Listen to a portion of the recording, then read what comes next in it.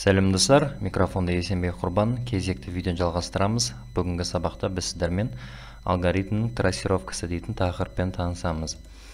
Енді сабақты бастамас бұрын біз қай сыныпқа сабақ өтіп жатқанымызды білейік. Біз 8-ші кластың балдарына программалау тілін үйретейін деп жатырмыз.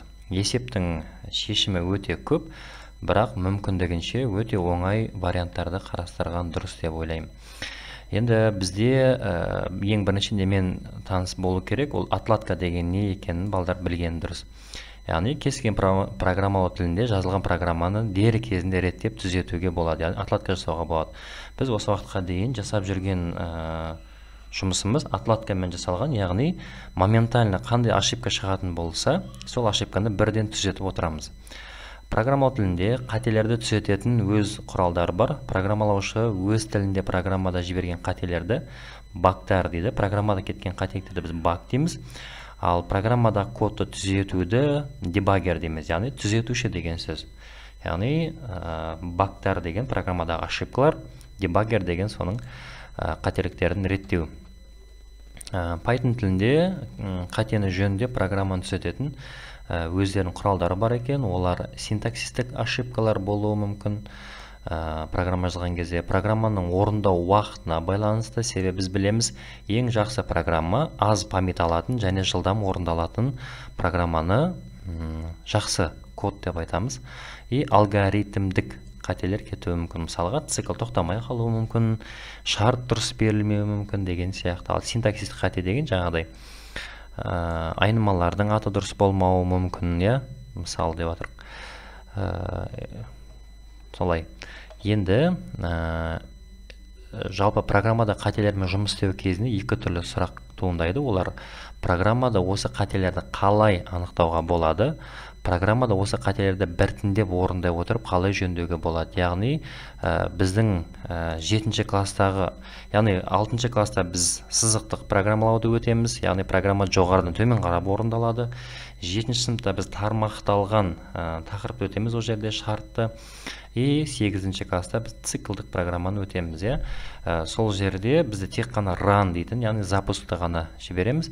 Ал программада қателіктер табу үшін трассировкалау деп аталатын бөлімді айтылады. Негізі трассировкалау алгоритмді кездесетін қатемен жұмыс істеу ретінде білдіреді. Программаны біртіндеп қадамдап step by step, яғни шаг-шагымен орындауды трассировка дейді. Яғни программаның белгілі бір кусогын ғана белгілеп алып, сол жердегі қателерді табуға болады. Мысалға, циклдың ішіндегі бөлігін ғана белгілеп, сол жердегі қателерді орындауға болады. Обычный ранда немесе Pythonның өзінде ол дебаггер, яғни трассировка болмауы мүмкін, но балдарға түсіндіргенде біз былай түсіндіреміз. Программада бәрі дұрыс сияқты орындалғанда, но кейде біз күтілген нәтижені бермеген жағдайда біз шаг-шагпен орындаймыз. Оң қатарды бір тексереміз, сол жерде шығу керек сан қате шықса, значит программаның сол жерінде қате бар деген себебі. Мысалға 100 қатарлық код болатын болса, оның барлығын қатесін табу қиын. Сол үшін шаг-шагпен істеуді step by step деп айтады. Жаңаға айтқан синтаксистік қате дегеніміз, мысалға біріншісінде ошибка берген, ол синтакс error дейді, яғни айнымалының аты, мысалға A, B, C, алмұрт немесе мысалға айнымалардың аттары өте көп болады ғой, сол айнымалы белгілі бір ережеге сай болу керек. Ол саннан бастала алмайды, 6-ші класста өтеміз. Олар айнымалылар бола алмайды деген сияқты, арасында пробел болмайды деген сияқты ережелер бар. Сондай ережелерді кеткен кезде синтаксистік қате деп айтамыз. Алгоритмдегі қателер жалпы ең бірінші тестілеу деген программаның жұмыс қабілетін тексеруге арналған арнайы дайындалған деректерді компьютерге енгізу.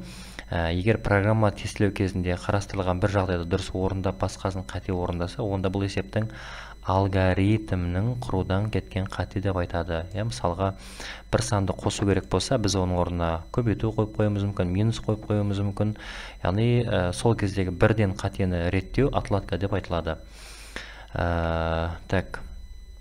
бірінші енді қателердің түрлерімен айтайық. Ол мысалға мына жерде қандай қате кетуі мүмкін дейтін болсақ, s тең input деген ол просто строковый тип, сан емес, ол жолдық тип деп айтылады.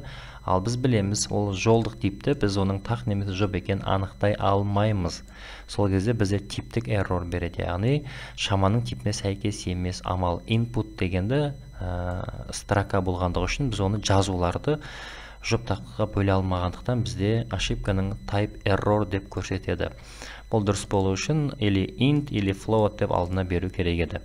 Екінші, int input деп хорошо берген, сөйтеді t тең k бөлінген p дейді. Бұл жерде ошибка неден болуы мүмкін? Біз математикада білеміз, санды нөлге бөле алмаймыз. Сол үшін бізде zero division error деп шығады, яғни санды нөлге бөлуге болмайды деген экрандағы қателердің түрлері.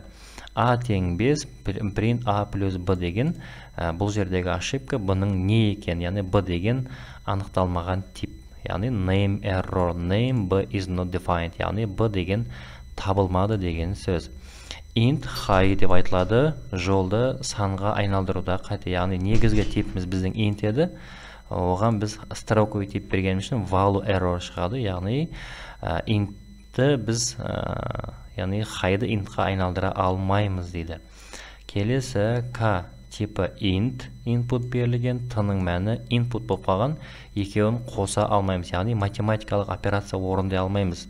Intқа строканы қоса алмаймыз. Строканы intқа айналдыра алмаған сияқты, строкамен intқа математикалық операция орындалмайды. Сол кезде типтік error шығады.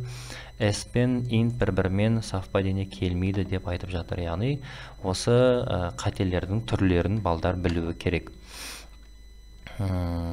Так, енді қарапайым мысалдарды қарастырайық. Бірінші, сразу қателердің төменде берілген программа кодында кеткен қателерді анықтайық.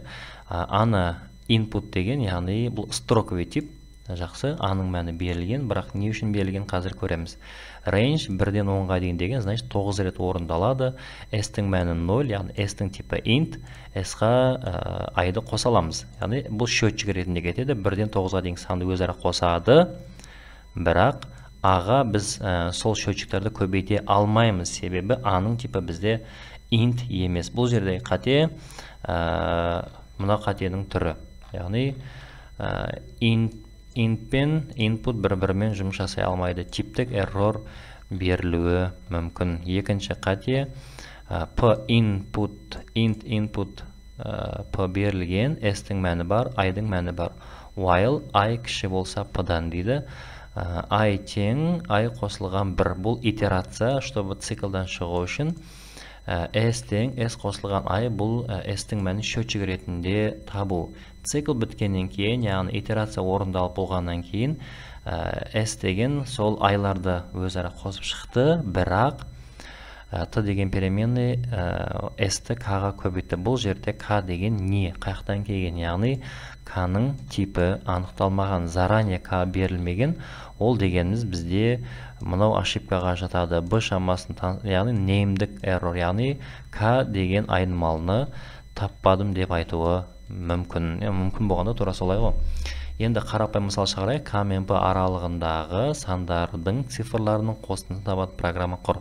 Тапсырманы орындау барысында қандай қате жібердің? Назар аудар. Цикл денесінде орналасқан операторлар жұмысын трассировкалау арқылы тексер дейді.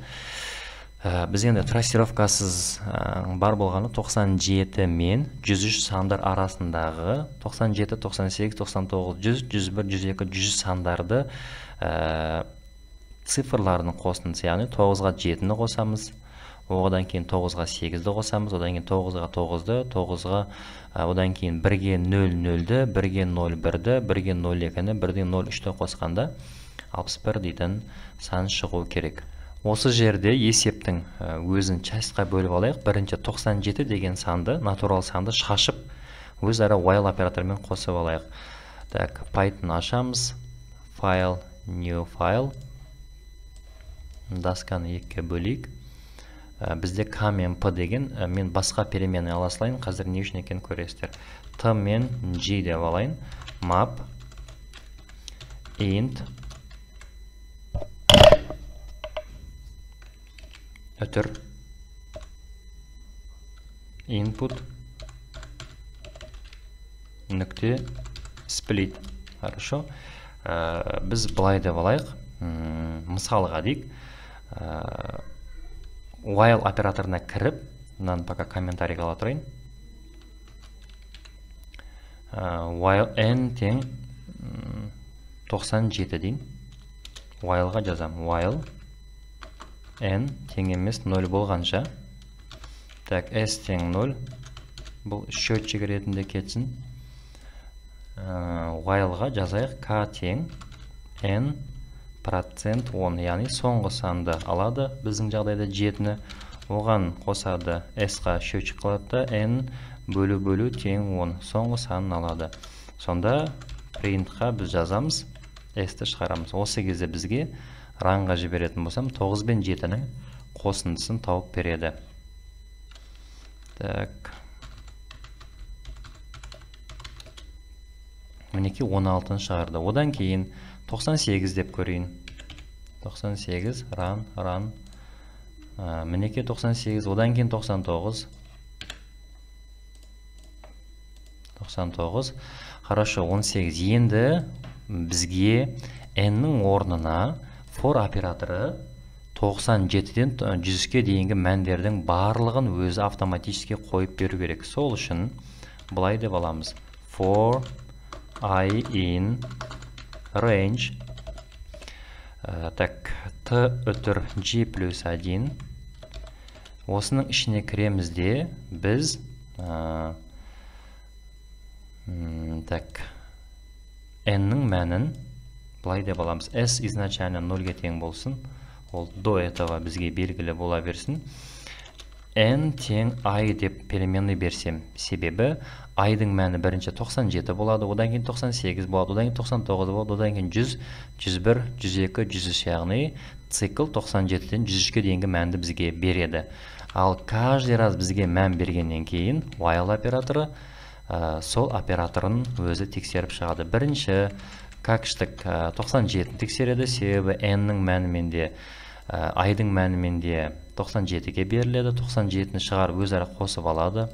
Одан кейін 98 береді, S-ға 98-дің мәні қосылады, 9-дің, 8-дің и так далее кете береді. Сонда біз циклдың ішіндегі цикл арқылы 97, 98, 99, 100, 101, 102, 103-дің барлығын қосып шығамыз. Нәтижесінде қазір 61 деген сан шығуы керек.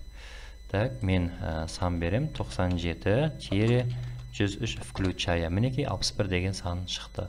Жаңағыдай каждый 9-ға 7-ні қосып алды 16, одан кейін оған қайтадан 9-ды қосты, одан кейін қайтадан 8-ді қосты, қайтадан 9-ды, қайтадан 9-ды, одан кейін 1-0-0-ді қосты и так далее. Қарапайым жолмен шықты деген үміттеміз. Келесі үшінші тапсырма. n санына дейінгі 3 таңбалы сандар арасындағы барлық цифры әртүрлі сандарды экранға шығар. Яғни барлық цифры деген 101 десек, ол біріншісі мен үшінші ұқсас. Соответственно, 102 деген бар, 103, 104, 105, 106, 107. Яғни біріншісі, екінші және үшінші сандары өзара тең болмайтын сандарды экранға шығар деді. 3 таңбалы сан 100-ден басталады. 100-ден n-ға дейін деген дәл цикл тура осы есеп сияқты қала берсін. Просто мен тын енгізген кезде 100 деп енгіземін. Сөйтікті бұлай деп алайық. Конкретно 3 сан болғандықтан a деген переменныймен бірінші санды алып алайық. Бірінші санды алу үшін i-ды бөлемін 100-ге бөлсем 102 деген санды 1 деп береді. Одан кейін арасындағы 0-ді алу үшін b деп берем. b тең i бөлу 10 процент 10. Сол кезде маған ортасындағы сандарды береді. Келесі үшінші санды алу үшін c тең i-ды процент 10 десем, үшінші санды береді. Сомен мен айтылған 101, 102, 103 деген санның барлығын шашып жібердім. Енді айтамын программаға, егер a b-ға тең болса, яғни мына таңба мен мына таңба бір-біріне тең болса, немесе бірінші таңба мен үшінші таңба тең болса, немесе бірінші таңба мен екінші таңба мен үшінші таңба тең болып қалатын болса тастап кет. Continue. Ал егер тастамаған сандарың бар болатын болса, онда айды шығарда арасын ашып кет дейін. Сонда біріншісі мен екінші тең болса тастап кетеді, или 1 мен 3 тең болса, сонда біріншісі мен 3 деген ол 101 деген сан. Осы екеу тең болатын тастап кетеді, сонда тең емес сандарды экранға шығару керек. Ранға жібереміз, ран модуль, окей. Жазамыз, 100-ден басталады деген, 100, 107. Мінекей 101-ді алған жоқ. Давайте енді бітейік. Конкретно 3 саны да тең емес сандарды ранға жіберейік. 100 бен 999 деп айтайық. Мінекей сандар шықты. 101. Так, до конца көп болып кетті дейме. Тоқтатып 100-ден 200-ге дейінгі санды тексеріп көрейік. 101 деген жоқ мынаның ішінде, себебі ол екеуі бірдей. 102 бар, 103, 105, 106, 107, 108, 109, 110 деген сан жоқ. Неге? Себебі 110-ның бірінші және екінші тең. Дальше 110-нан басталатын ешқандай сан жоқ. Себебі одан бірінші, екінші ұқсас. 120 ұқсамайды бір-біріне. Мұнда жалпы бір-біріне ұқсамайтын сандар ғана қалды. Хотя бірінші немесе үшінші ұқсайтын сандардың барлығы continue арқылы тасталынып кетті. Есептің шешімдері өте көп. Біз соның ішінде ең қарапайым деген жолмен шығарып көрдік. Сіздермен бірге болған Есенбек Құрбан. Видеода түсінбеген сұрақтар болса, комментарийге қалдырып көріңіздер. Әрине, біліп жатсақ жауап береміз. Келесі видеоларда жүздескенше сау, саламатта болыңыздар.